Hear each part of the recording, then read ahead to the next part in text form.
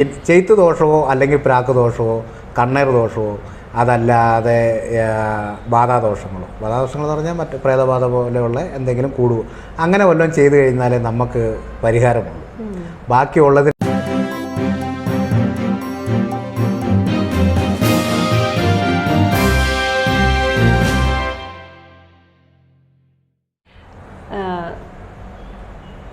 നമ്മളിപ്പം കത്തനാരച്ചൻ്റെ കാര്യം സംസാരിച്ചു, മൂർത്തികളെപ്പറ്റി സംസാരിച്ചു, സേവ കാര്യങ്ങളെല്ലാം വിശദമായിട്ട് തന്നെ പോയി. ശരിക്കും പറഞ്ഞൊരു പുതിയ മേഖല അല്ലെങ്കിൽ പുതിയൊരു അറിവ് എന്നൊക്കെ പറയാം. കേൾക്കുന്ന എല്ലാവർക്കും തന്നെ ഒരുപാട് കാര്യങ്ങൾ, ഇനിയും ഒരുപാട് സംശയങ്ങൾ കാണും. ഇതിനി നമുക്ക് ഇനി വരുന്ന എപ്പിസോഡിലൊക്കെ നമുക്ക് ചെയ്യാവുന്നതാണ്.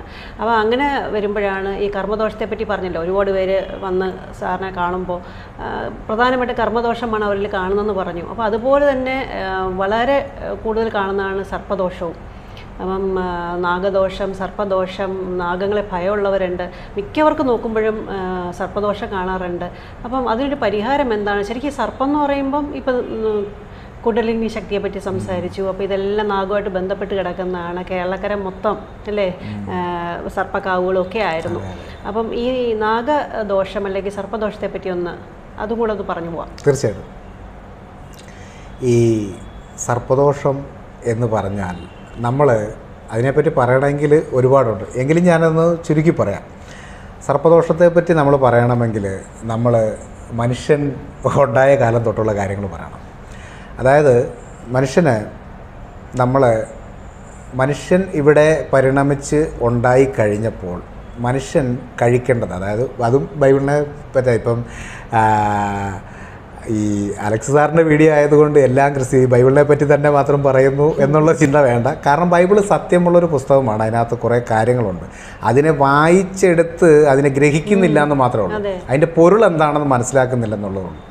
അപ്പം ഇതിനകത്ത് ബൈബിളിനകത്ത് പറയുന്നുണ്ട്, ഏദൻ തോട്ടം ഉണ്ടാക്കി, ആദത്തിന് ഹവ്വയ്ക്കും വേണ്ടി ഏദൻ തോട്ടം ഉണ്ടാക്കി.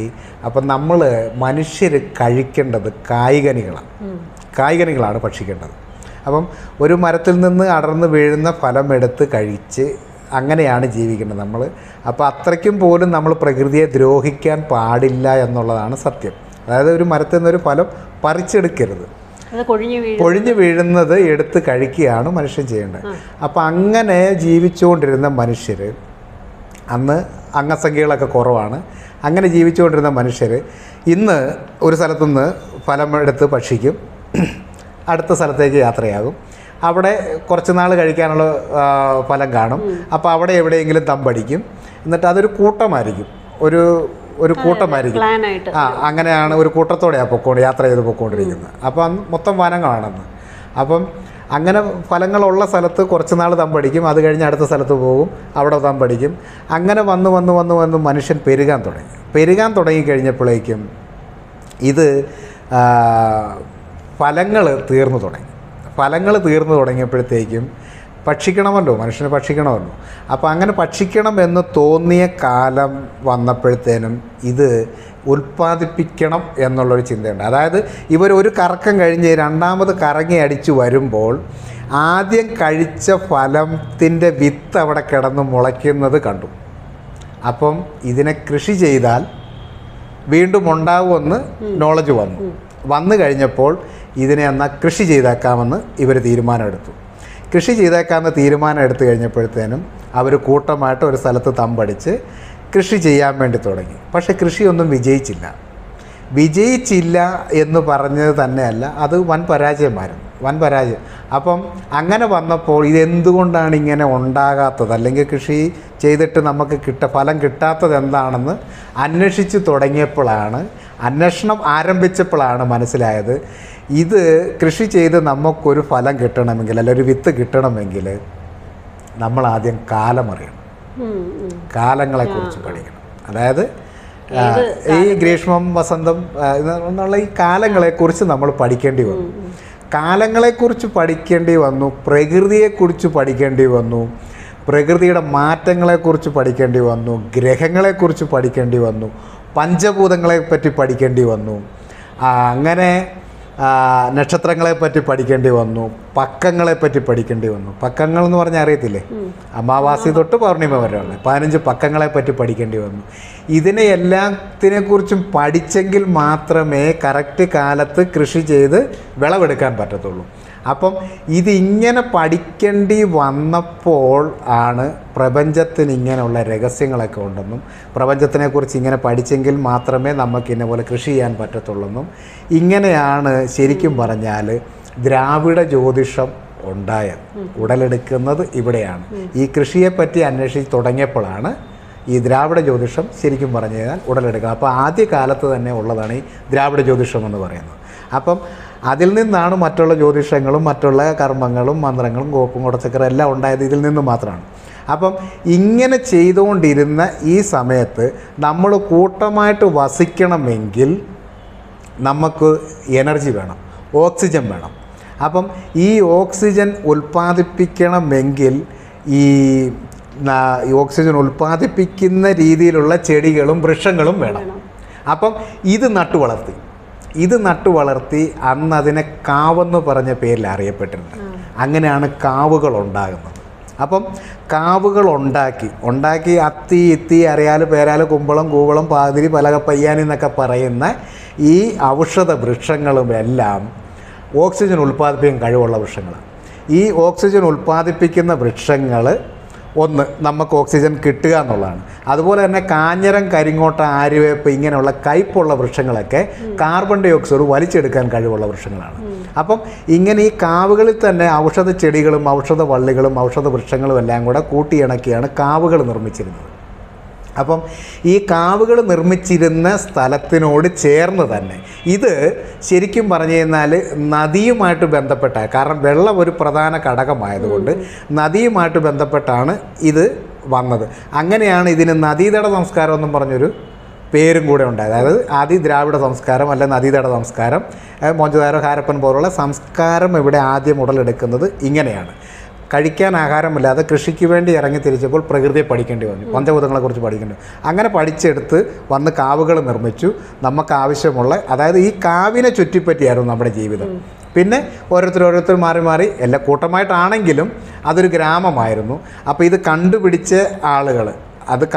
ആളുകളാണ് അന്ന് ഊരുമൂപ്പന്മാരെന്ന് അറിയപ്പെടുന്നത്. ഊരുമൂപ്പന്മാരെന്ന് പറയുന്നത് ഈ പ്രകൃതിയെക്കുറിച്ചും അതിൻ്റെ ചലനങ്ങളെക്കുറിച്ചും അതിൻ്റെ വ്യതിയാനങ്ങളെക്കുറിച്ചും ഒക്കെ പഠിച്ച ആളുകളാണ് ഊരുമൂ. അപ്പോൾ ആ ഗ്രാമത്തിനൊരു ഊരുമൂപ്പൻ കാണും.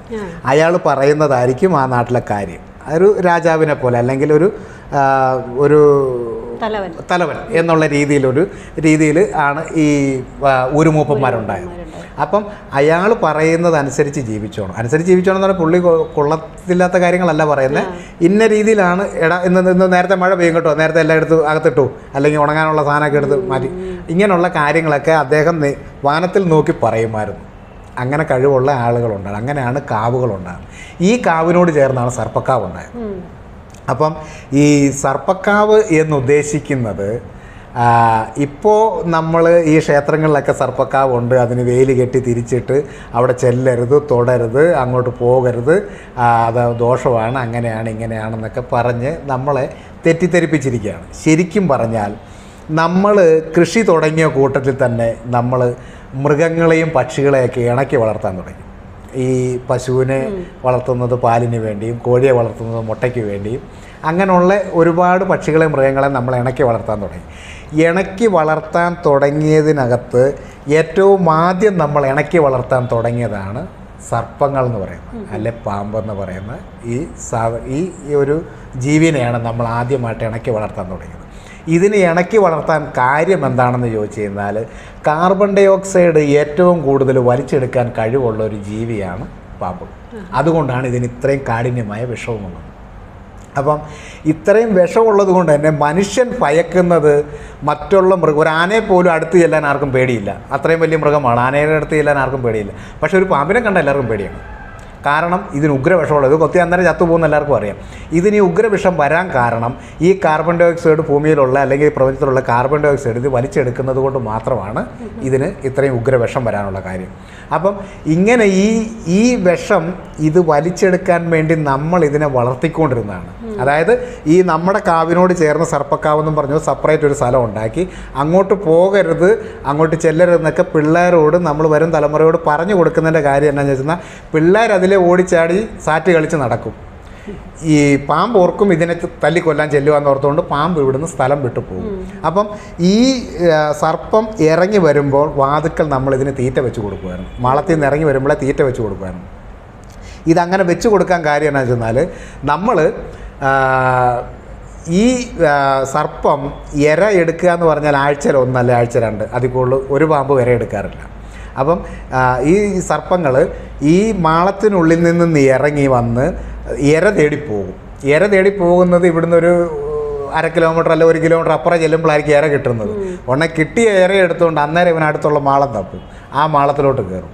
അത് കഴിഞ്ഞ് പിന്നെ ഇര എടുക്കാൻ ഇവൻ വെളിയിൽ ഇറങ്ങത്തുള്ളൂ. ഇര എടുക്കാൻ വെളിയിൽ ഇറങ്ങി വരുമ്പോൾ പിന്നെ അവിടുന്ന് 1/2 കിലോമീറ്റർ 1 കിലോമീറ്റർ ചെല്ലുമ്പോഴായിരിക്കും ഇര കിട്ടുന്നത്. അപ്പോൾ ഇത് നമ്മളെ വിട്ടുപോകും. ഈ സർപ്പങ്ങൾ നമ്മളെ വിട്ടുപോകും. നമ്മളെ വിട്ടു പോകാതിരിക്കാൻ വേണ്ടിയാണ് സർപ്പക്കാവ് നിർമ്മിച്ചിരുന്നത്. ഇത് ഇറങ്ങി വരുമ്പോഴേ തീറ്റ എടുക്കും. ഇറങ്ങി വന്നപ്പോഴേ തീറ്റ കിട്ടി, തീറ്റ എടുത്തുകൊണ്ട് നേരെ മാളത്തിൽ കയറും. അപ്പോൾ അടുത്ത് ഇറങ്ങി വരും, അന്നേരം തീറ്റയുണ്ട്, എടുക്കുക, അവനാണ് മാളത്തിലോട്ട്. അപ്പോൾ ഇങ്ങനെ നമ്മൾ അതിനെ വളർത്തിക്കൊണ്ടിരുന്നതാണ് ഈ കാർബൺ ഡൈ ഓക്സൈഡ് വലിച്ചെടുക്കാൻ വേണ്ടി മാത്രം നമ്മൾ വളർത്തിക്കൊണ്ടിരുന്നത്. അപ്പോൾ അങ്ങനെ വളർത്തിക്കൊണ്ടിരുന്ന ആ കാവുകളും സർപ്പക്കാവുകളും പിന്നീട് ക്ഷേത്രങ്ങൾ പണിയാൻ വേണ്ടി വെട്ടി നശിപ്പിച്ചത് കൊണ്ട് സർപ്പങ്ങൾ, അതായത് നമ്മളിപ്പോൾ ഒരു പട്ടിക്കുട്ടീനെ വളർത്തുന്നു, ആ പട്ടിക്കുട്ടീനെ നമ്മൾ കൂട്ടിലിട്ട് വളർത്തുന്നു അല്ലെങ്കിൽ കെട്ടിയിട്ട് വളർത്തുന്നു, 1 മാസത്തേക്ക് നമ്മൾ തീറ്റ കൊടുക്കുന്നില്ല. എന്ത് സംഭവിക്കും? അവിടെ കിടന്ന് ചത്തുപോകും. ചത്തുപോയാൽ എന്ത് സംഭവിക്കും?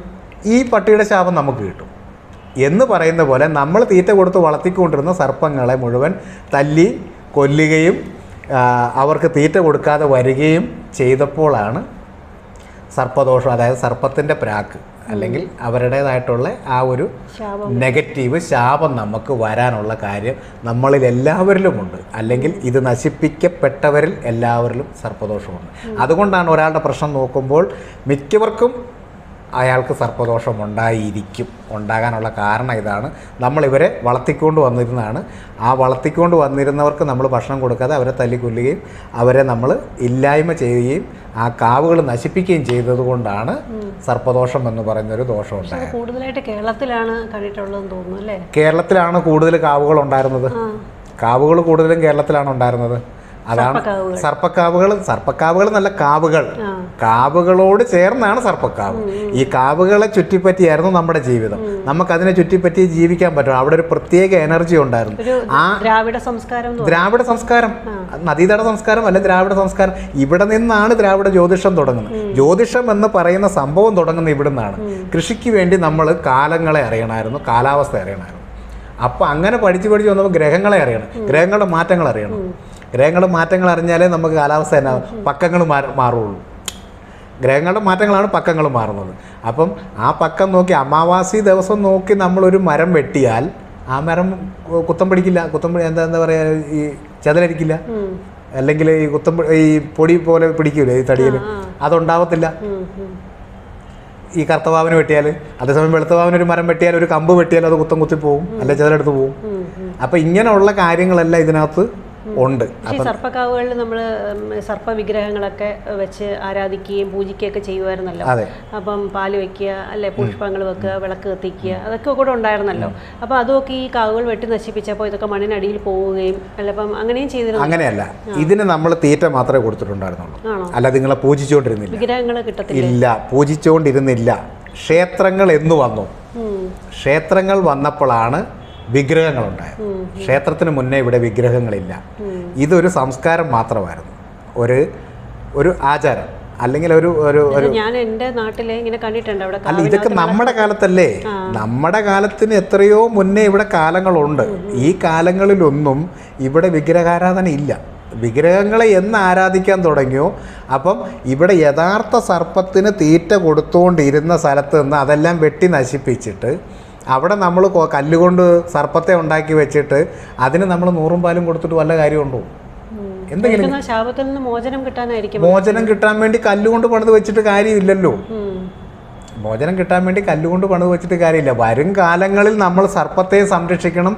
ഈ പറയുന്ന കാവുകളെ നമ്മൾ സംരക്ഷിച്ചുകൊണ്ട് മാത്രമേ നമുക്ക് ഇതിന് പരിഹാരം കാണാൻ പറ്റത്തുള്ളൂ.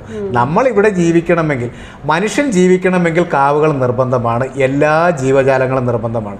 ഇപ്പം സർപ്പം അത്രയും വലുതല്ലേ. ഈ ഞാഞ്ഞൂലില്ലേ, ഞാഞ്ഞൂലിനെ അറിയാവോ?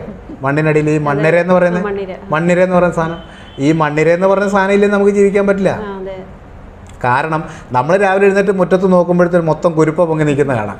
ഈ കുരുപ്പ പൊങ്ങുക എന്ന് പറഞ്ഞാൽ ഭൂമിക്ക് ദ്വാരം ഇടുക എന്നുള്ളതാണ്. ഭൂമിയിൽ ദ്വാരം ഇടുക, സർക്കുലേഷൻ ഉണ്ടാക്കാനായിട്ട്. കാർബൺ ഡൈ ഓക്സൈഡ് ഉള്ളിൽ കിടക്കുന്നുണ്ട്. ഇത് പൊട്ടിത്തെറിക്കും. അല്ലെങ്കിൽ എലിയില്ലെങ്കിൽ നമുക്ക് ജീവിക്കാൻ പറ്റില്ല. ഈ മലയെല്ലാം തുളച്ചു വിടേണ്ടത് എലി ചെയ്യേണ്ട കാര്യമാണ്. എലി ചെയ്തില്ലെങ്കിൽ മലയെല്ലാം പൊട്ടിത്തെറിക്കും. ഉരകങ്ങളും മൊത്തം ഇതിനു വേണ്ടിയാണ്. ഇവരില്ലാതെ നമുക്ക് ജീവിക്കാൻ പറ്റില്ല. പക്ഷെ നമ്മളില്ലെങ്കിൽ ഇവർ ജീവിക്കും. എല്ലാ ജീവജാലങ്ങളും നമ്മളില്ലെങ്കിൽ ജീവിക്കും. പക്ഷേ ജീവജാലങ്ങളില്ലാതെ മനുഷ്യന് ജീവിക്കാൻ പറ്റില്ല. കാരണം ഈ കാവിനുള്ളിൽ എല്ലാ ജീവജാലങ്ങളും വേണം. അതങ്ങനെ തന്നെ നിലനിൽക്കണം. അതിനെ നമ്മൾ എന്താ പറയുക, നമ്മൾ ഈ പൂന്തോട്ടം സംരക്ഷിക്കുന്ന പോലെ സംരക്ഷിച്ച് കൊണ്ടുപോകേണ്ട ഒരു കാര്യമാണ്. അപ്പോൾ എന്തായാലും സർപ്പശാപം വന്നുപോയി, സർപ്പദോഷം എല്ലാവർക്കും ഉണ്ടെന്ന് പറയുന്നു. അപ്പോൾ അതിൽ നിന്നും എങ്ങനെയാണ് അവർക്ക് ഒരു മോചനം കിട്ടാൻ സാധ്യത? ഇപ്പം സർപ്പങ്ങളെ നോക്കണം, അല്ലെങ്കിൽ ഇതിന് മോചനം കിട്ടാൻ സാധ്യത എന്ന് പറഞ്ഞു കഴിഞ്ഞാൽ ഇങ്ങനൊരു സാധ്യത മാത്രമേ ഉള്ളൂ. അതായത് ഇതിനൊരു ഉദാഹരണം കൂടെ ഞാൻ പറയാം. ഈ വല്ലാർപാടം എന്നൊരു സ്ഥലമുണ്ട് എറണാകുളത്ത്, വല്ലാർപാടം. അവിടെ ഒരു പള്ളിയൊക്കെ ഉണ്ട്. അപ്പം അതൊരു തുരുത്താണ്, ഒരു ദ്വീപാണ്. ഈ ദ്വീപിൽ എനിക്ക് നേരത്തെ ഞാൻ ഇങ്ങനെയുള്ള വിശേഷ സ്ഥലങ്ങളിലൊക്കെ പോകുന്നത് കൊണ്ട് നമ്മൾ പോകുമ്പോൾ അവിടെ ചെല്ലുമ്പോൾ നമ്മൾ അന്വേഷിക്കും അവിടെയുള്ള കാര്യങ്ങളോ, ആ പള്ളിയുടെ ഐതിഹ്യങ്ങളോ അല്ലെ അമ്പലത്തിൻ്റെ ഐതിഹ്യങ്ങളൊക്കെ നമ്മൾ ചോദിച്ച് അവിടെയുള്ള പ്രായമുള്ള ആളുകളൊക്കെ ആയിട്ട് നമ്മൾ. അപ്പോൾ അങ്ങനെ ഒരാളുമായിട്ട് അവിടെ നിന്ന് ഞാൻ സംസാരിച്ച് ഈ പള്ളിയുടെ ഐതിഹ്യങ്ങളൊക്കെ ചോദിച്ചു. അപ്പോൾ അതിൻ്റെ ഐതിഹ്യങ്ങളൊക്കെ പറഞ്ഞു തന്നു. അപ്പം ആ കാലത്ത് അവിടെ ഒരു സംഭവം ഉണ്ടായി. ആളുകൾ വെറുതെ മരിക്കുക. മരിച്ചവരെ ആശുപത്രി കൊണ്ടുപോകും. കാരണം എങ്ങനെയാണ് മരിക്കുന്നതെന്ന് അറിയത്തില്ല. അവിടെ ചെന്ന് കഴിഞ്ഞപ്പോൾ ഡോക്ടർമാർ നോക്കിക്കഴിഞ്ഞപ്പോഴത്തേക്കും കാർബൺ ഡൈ ഓക്സൈഡ് ഉള്ളിൽ ചെയ്യുന്നതാണ് മരിച്ചിരിക്കുന്നത്. അപ്പോൾ എന്താണ് സംഭവം എന്ന് ഇവർ നോക്കിയിട്ട് മനസ്സിലാകുന്നില്ല. ഡോക്ടർമാർ നോക്കിയിട്ട് മനസ്സിലാകാതെ വന്നപ്പോഴത്തേനും ശാസ്ത്രജ്ഞന്മാരെ വിളിച്ചു. കാരണം ആളുകൾ എണ്ണം കൂടിക്കൊണ്ടിരിക്കുക, മരണത്തിന് എണ്ണം കൂടിക്കൊണ്ടിരിക്കുക. ശാസ്ത്രജ്ഞന്മാരെ വിളിച്ചു കഴിഞ്ഞ് നോക്കിക്കഴിഞ്ഞപ്പോഴേക്കും അവിടെ സംഭവിച്ചിരിക്കുന്നത് കാർബൺ ഡൈ ഓക്സൈഡ് ഉള്ളിൽ കടന്നാണ് എല്ലാവരും മരിച്ചിരിക്കുന്നത്. അപ്പോൾ അവിടെ ഈ പറയത്തക്ക വലിയ കൂടുതൽ മരങ്ങളൊന്നുമില്ല, ദ്വീപാണത്. വലിയ ചുമ്മാ ചെളിക്കൂമ്പാരാണത്. ഇപ്പം ഈ കുറേയൊക്കെ മണ്ണിട്ടൊക്കെ നികത്തി പൊക്കിക്കൊണ്ടൊക്കെ വരുന്ന അങ്ങനെയാണ്. ചേറാണ് അവിടെ, മരങ്ങളൊന്നുമില്ല. അപ്പോൾ ഈ ഓക്സിജൻ ഉൽപ്പാദിപ്പിക്കാനുള്ള മരങ്ങളും ഇല്ല, കാർബൺ ഡൈ ഓക്സൈഡ് വലിച്ചെടുക്കാനുള്ള മരങ്ങളും ഇല്ല, പാമ്പും ഇല്ല. പാമ്പ് ആ നാട്ടിലില്ലായിരുന്നു. കാരണം ചുറ്റും കായലാണ്. ഈ കായലായതുകൊണ്ട് ഇത്രയും നീന്തി കയറി വന്ന് ഈ ദ്വീപിലോട്ടൊരു പാമ്പിന് വരേണ്ട കാര്യമില്ല. ഇര പിടിക്കാനോ അല്ലെങ്കിൽ ഇവിടെ മനുഷ്യനെ ഇവിടെ കൊണ്ട് ജീവിപ്പിക്കണമെന്നും പറഞ്ഞുകൊണ്ട് വരേണ്ട കാര്യമില്ല. അപ്പോൾ ആ നാട്ടിൽ പാമ്പില്ലാത്തതായിരുന്നു കാര്യം. എന്നിട്ട് അവിടെ എല്ലാവിധ പാമ്പുകളെയും അവിടെ ഇറക്കി വിട്ടു. ഇപ്പോൾ അവിടെ പാമ്പിൻ്റെ എട്ടുകളിയാണ്. അവിടെ ആരും പാമ്പിനെ കൊല്ലത്തില്ല. പാമ്പിൻ്റെ എട്ടുകളിയാണ് ഇപ്പോൾ ആ ദ്വീപിൽ. കാരണം ഇപ്പോൾ അവിടെ പെറ്റ് പെരുകിയിട്ട് അവിടുന്ന് പാമ്പിന് പുറത്തോട്ട് പോകാൻ പറ്റത്തില്ല. കാരണം ചുറ്റോടിയിട്ടും കായലാണ്. അങ്ങനെയാണ് അവിടെ ഒരു സംഭവം ഉണ്ടായത്. അപ്പം ഈ പാമ്പില്ലെങ്കിൽ നമുക്ക് ജീവിക്കാൻ പറ്റില്ല. കാർബൺ ഡൈ ഓക്സൈഡ് കണ്ടമാനമാകും. അത് വലിയൊരു പ്രശ്നമാണ്. ഇപ്പം പൊതുവായിട്ട് നമ്മളിപ്പോൾ ഇനി ദോഷം വരാതിരിക്കണമെങ്കിൽ നമ്മൾ ഇവരെ സംരക്ഷിക്കുക തന്നെ. ഈ കാവുകളും ഈ സർപ്പങ്ങളെയും ഒക്കെ നമ്മൾ സംരക്ഷിച്ചാൽ ഈ ദോഷം മാറും. പക്ഷേ ചിലർക്ക് കൂടുതലായിട്ട് അല്ലാതെ നമ്മളിപ്പം ഒരു വെള്ളി കൊണ്ടോ സ്വർണം കൊണ്ടോ പാമ്പിനെ ഉണ്ടാക്കി പുറ്റുമുട്ടയുണ്ടാക്കി ക്ഷേത്രങ്ങളിലൊക്കെ കൊണ്ട് കൊടുക്കുക എന്നൊക്കെ പറയുന്നത് ഒരു മുട്ടിശാന്തി എന്നുള്ളതേ ഉള്ളൂ. പക്ഷേ ശരിക്കും നമുക്ക് സർപ്പദോഷം മാറണമെങ്കിൽ സർപ്പത്തെ നമ്മൾ സംരക്ഷിച്ചേ പറ്റുള്ളൂ. കാരണം നമ്മൾ സംരക്ഷിക്കും തോറും അവരുടെ പ്രാർത്ഥന, അതായത് ഇപ്പം ഞാൻ പറയട്ടെ, നമ്മൾ ഒരു വീട്ടിലൊരു പട്ടീനെ വളർത്തിയിട്ട് നമ്മൾ ചോറ് കൊടുക്കുന്നതുകൊണ്ട് അത് കയറി വരുമ്പോഴേ വാലാട്ടി കാണിക്കുന്നില്ലേ, നമ്മളോട് സ്നേഹം കാണിക്കുന്നില്ല എന്ന് പറയുമ്പോൾ നമ്മൾ ഇതിന് ആഹാരം കൊടുക്കുക. ഇന്നത്തെ ഒരു കാലഘട്ടത്തിൽ സംരക്ഷിക്കുക, വളർത്തുക എന്ന് പറയുന്നത് കാവുകൾ സംരക്ഷിക്കപ്പെട്ടേ പറ്റൂ. അല്ല, നശിപ്പിക്കപ്പെട്ട കാവുകളെ തിരിച്ചു കൊണ്ടുവരണം. കൊണ്ടുവന്ന് കാവുകൾ നമ്മൾ സംരക്ഷിക്കപ്പെട്ടേ പറ്റുള്ളൂ. ആ കാവുകൾ സംരക്ഷിക്കപ്പെട്ട് അതിനെ ചുറ്റിപ്പറ്റി ആയിരിക്കണം നമ്മുടെ ജീവിതം. അതിനകത്ത് ഈ സർപ്പങ്ങളെയും കൂടെ ഉൾക്കൊള്ളിക്കണം. കാരണം ഇവിടെ സർപ്പങ്ങൾ മാത്രമല്ല ഈ കാവിലുണ്ടായിരുന്നത്. ഇവർക്ക് വേണ്ടി മാത്രം കുറച്ച് സെപ്പറേറ്റ് മാറ്റി വെച്ചതെന്നു വെച്ചാൽ അന്ന് പിള്ളേർ ഓടിക്കളിച്ച് നടക്കുമ്പം ഇവരുടെ അടുത്ത് ചെല്ലരുത്. ചെന്നാൽ പിള്ളേർക്ക് ഇതിങ്ങനെ വല്ലതും ഉണ്ടോ? പിള്ളേർ ഓടിച്ചാടി കളിച്ച് നടക്കും. അപ്പം പാമ്പുകൾ അവിടുന്ന് ഭയപ്പെട്ട് സ്ഥലം മാറി പോകാതിരിക്കാനാണ് അങ്ങോട്ട് ചെല്ലരുത്, തൊടരുത്, ദോഷമാണെന്നൊക്കെ പറഞ്ഞുകൊണ്ടിരുന്നത്. അതിനു വേണ്ടിയാണ്. എൻ്റെ വീട്ടിൽ എൻ്റെ ചാച്ചൻ്റെ ചെറുപ്പത്തിൽ പാമ്പിനെ വളർത്തുന്നുണ്ടായിരുന്നു. ഒരു മൂർഖനുണ്ടായിരുന്നു, എൻ്റെ ചാച്ചൻ്റെ ചെറുപ്പം. ചാച്ചനൊരു 10-12 വയസ്സിന് ശേഷമാണ് അതിനെ ഒഴിവാക്കിയത്. അതുവരെ പെരയ്ക്കകത്ത് പാമ്പുണ്ടായിരുന്നു. അപ്പം അത്രയ്ക്കും ഇണങ്ങുന്ന ഒരു സാധനമാണ്. ഒരു പാമ്പും നമ്മളെ കടിക്കത്തില്ല, ഒരു പാമ്പും നമ്മളെ കടിക്കത്തില്ല. അളമുറ്റിയ ചേരയും കടിക്കുമെന്ന് പറയുന്നത് എന്താണെന്ന് ചോദിച്ചു കഴിഞ്ഞാൽ അതിന് നിവൃത്തിയില്ലാതെ വരുമ്പോഴാണ് അത് നമ്മളെ കടിക്കാൻ വേണ്ടി വരുന്നത്. കാരണം അതിനെ നമ്മൾ ഉപദ്രവിക്കാൻ പോലെ കൊല്ലാൻ പോകാമെന്ന് അതിന് തോന്നലുണ്ടാകുമ്പോൾ മാത്രമാണ് അത് നമ്മളെ കടിക്കാൻ വരുന്നത്. അല്ലാതെ ഒരു പാമ്പും നമ്മളെ കടിക്കത്തില്ല. അല്ലെങ്കിൽ നമ്മൾ ചവിട്ടണം. നമ്മൾ ഉപദ്രവിക്കുകയാണല്ലേ, നമ്മൾ കൊല്ലാൻ പോകണമെന്ന് തോന്നിയെങ്കിൽ മാത്രമേ പാമ്പ് കടി. ഒരു പാമ്പിനെ ഇപ്പം നമ്മൾ പെട്ടെന്ന് കാണും, യാദൃശ്യമായിട്ട് കാണും. നമ്മൾ ചുമ്മാ അവിടെ നിന്നാൽ മതി, അത് പയ്യെ അതിൻ്റെ വഴിക്ക് പോക്കുള്ളൂ. അത് പോയി കഴിഞ്ഞിട്ട് നമ്മൾ പോകാവുന്നുള്ളൂ. അതിനെ നമ്മൾ വെപ്രാളം പിടിപ്പിക്കരുത്. അത്ര പാമ്പിനെ കൊണ്ട് ഇടയ്ക്കൊരു ന്യൂസ് കണ്ടാണ്, ഷൂസിനകത്തൊരു ചെറിയൊരു സർപ്പം ഇരുന്നിട്ട് ഒരാളുടെ കാലിൽ കടിക്കുകയും ചെയ്തു. IT ജീവനക്കാരനാണ്, മരിച്ചു പോവുകയും ചെയ്തു. അപ്പം അങ്ങനെയൊക്കെ മരണപ്പെടുന്നതൊക്കെ ഈ സർപ്പശാപം ഉള്ളവരായിരിക്കുമോ? അതൊക്കെ ശ്രദ്ധക്കുറവല്ലേ, അതിനൊക്കെ സർപ്പശാപം എന്ന് പറയാൻ പറ്റും. അല്ല, ഇപ്പം വേറെ എത്രയോ ആൾക്കാരുണ്ട്, പക്ഷെ ആ ഒരു പ്രത്യേക വ്യക്തിക്ക് അങ്ങനെയൊക്കെ സംഭവിക്കണം. എന്നെ പാമ്പ് കടിച്ചതാണ് എന്നും പറഞ്ഞുകൊണ്ട് ഞാനിപ്പോൾ എനിക്ക് സർപ്പദോഷം ഉണ്ടായതുകൊണ്ട് ഞാൻ ചവിട്ടി കൊണ്ടാണ് കടിച്ചത്. ഇരുട്ടത്തായി മുറ്റത്ത് കിടക്കുകയായിരുന്നു, ഞാൻ കണ്ടില്ല. ഞാൻ വെട്ടമില്ലാതെ വെളിയിലോട്ട് ഇറങ്ങി, ഞാൻ അതിനെ കയറി ചവിട്ടി അത് കടിച്ചു. അപ്പോൾ ഈ കർമ്മദോഷം പോലെ തന്നെ സർപ്പദോഷം മാറാനായിട്ട് താങ്കളടുത്ത് വന്നിട്ടില്ലേ പലരും? വന്നിട്ടുണ്ട്. അവരോട് എന്താ പറയാ? അവരോട് പറയാറുള്ളതെന്ന് പറഞ്ഞു കഴിഞ്ഞാൽ ഞാൻ ഈ ഒരു ഇത് തന്നെയാണ് പറയുന്നത്. പിന്നെ എന്നാന്ന് ചോദിച്ചു കഴിഞ്ഞാൽ നമുക്ക് ഇതിനകത്ത് കർമ്മദോഷങ്ങൾ കൂടുതലും ദാനധർമ്മത്തിലൂടെ തന്നെ മാറുള്ളൂ. കർമ്മദോഷങ്ങൾ കൂടുതലും ദാനധർമ്മം തന്നെയാണ്. പിന്നെ ചെയ്ത്ത് ദോഷമോ അല്ലെങ്കിൽ പ്രാക്ക് ദോഷമോ കണ്ണേർ ദോഷമോ അതല്ലാതെ ബാധാദോഷങ്ങളോ, ബാധാദോഷങ്ങളെന്ന് പറഞ്ഞാൽ മറ്റ് പ്രേതബാധ പോലെയുള്ള എന്തെങ്കിലും കൂടുവോ അങ്ങനെ വല്ലതും ചെയ്തു കഴിഞ്ഞാലേ നമുക്ക് പരിഹാരമുള്ളൂ. ബാക്കിയുള്ളതിനെല്ലാം നമ്മുടെ കർമ്മദോഷങ്ങൾക്ക് മൊത്തം അതിന് മാന്ത്രികം കൊണ്ട് അതിന് പരിഹാരമൊന്നുമില്ല. അതിനെ ദാനധർമ്മങ്ങൾ കൊണ്ട് മാത്രമേ ഉള്ളൂ. ദാനം ചെയ്യുക, ധർമ്മം ചെയ്യുക. നമുക്ക് 100 രൂപ കിട്ടിയാൽ 10 രൂപ ആർക്കെങ്കിലും കൊടുക്കുകയോ, അർഹതപ്പെട്ടവർ, ചുമ്മാതെ എല്ലാ ആർക്കെങ്കിലും കൊടുക്കാനല്ല, അർഹതപ്പെട്ടവരിൽ എത്തിക്കാൻ ശ്രമിച്ചാൽ അവന് ഉയർച്ചയുണ്ടാകും. ചിലർ ക്ഷേത്രങ്ങളിലും പള്ളികളിലും പോയി ധാരാളം പൈസ മുടക്കുന്നു. അതല്ല, ഇപ്പോൾ സ്വർണം കൊണ്ടുള്ള കിരീടം കൊടുക്കുന്നു, അത് കൊടുക്കുന്നു, ഇങ്ങനെ അങ്ങനെ ആ രീതിയിലൊക്കെ ധാരാളമായി കൊടുക്കുന്നതും ദാനധർമ്മത്തെക്കാളും വലുതാന്ന് പറയാൻ പറ്റുമോ? അത് വലുതല്ല. ദാനധർമ്മം കഴിഞ്ഞിട്ടേ ഉള്ളൂ.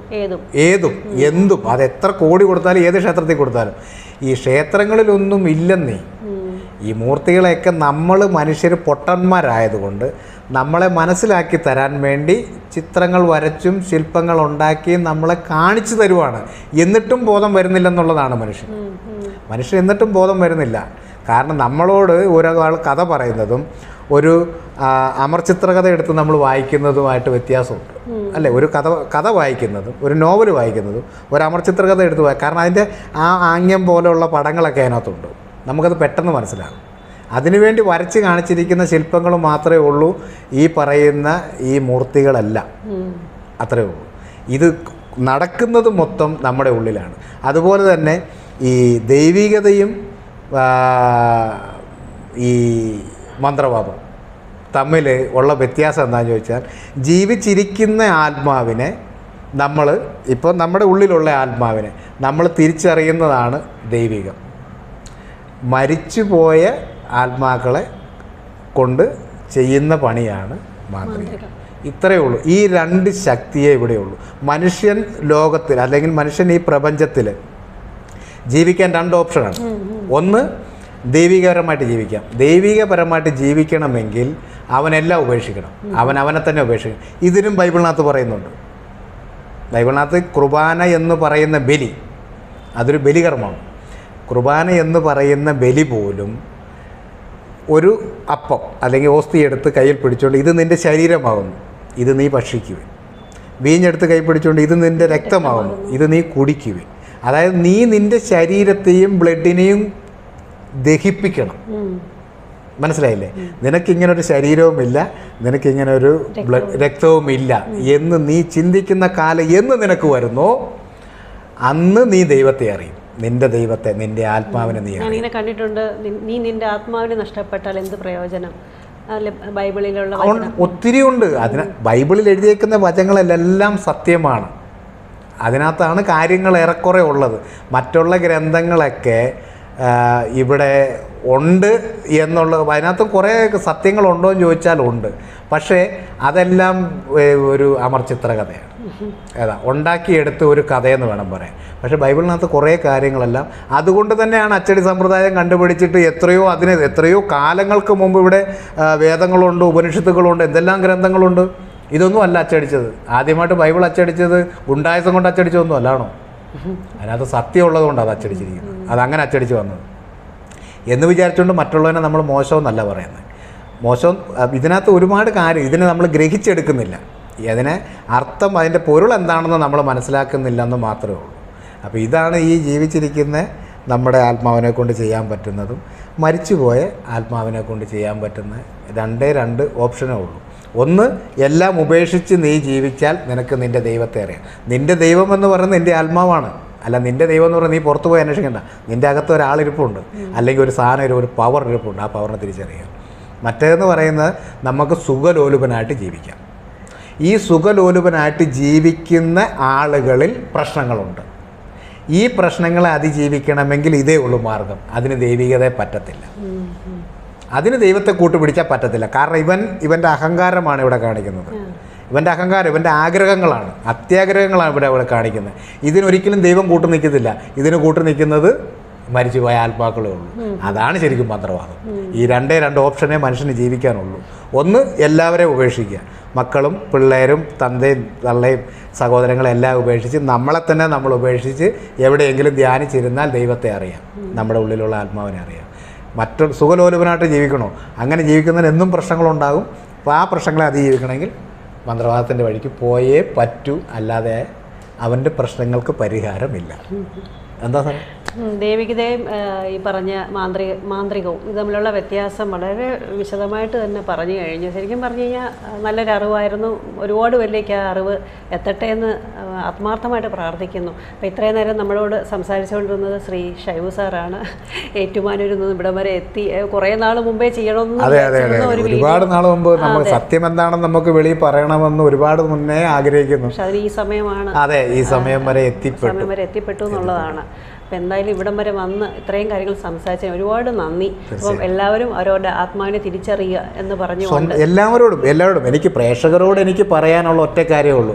നിങ്ങൾ പുറത്തു പോയി ദൈവത്തെ അന്വേഷിക്കാതെ നിങ്ങൾ നിങ്ങളുടെ ഉള്ളിലെ ആത്മാവാണ് ദൈവം. ഉള്ളിലുള്ള ദൈവത്തെ തിരിച്ചറിയുക. ആ ദൈവത്തെ നിങ്ങൾ തിരിച്ചറിയുക, ജീവിക്കുക. നല്ല രീതിയിൽ എല്ലാവരും സന്തോഷമായിട്ട് അടിച്ചു പൊളിച്ച് ജീവിച്ച് സന്തോഷമായിട്ടിരിക്കുക എന്ന് എനിക്ക് എല്ലാവരോടും പറയാനുള്ളൂ. ഇനി പ്രശ്നങ്ങൾ ഉള്ളവരുണ്ട്.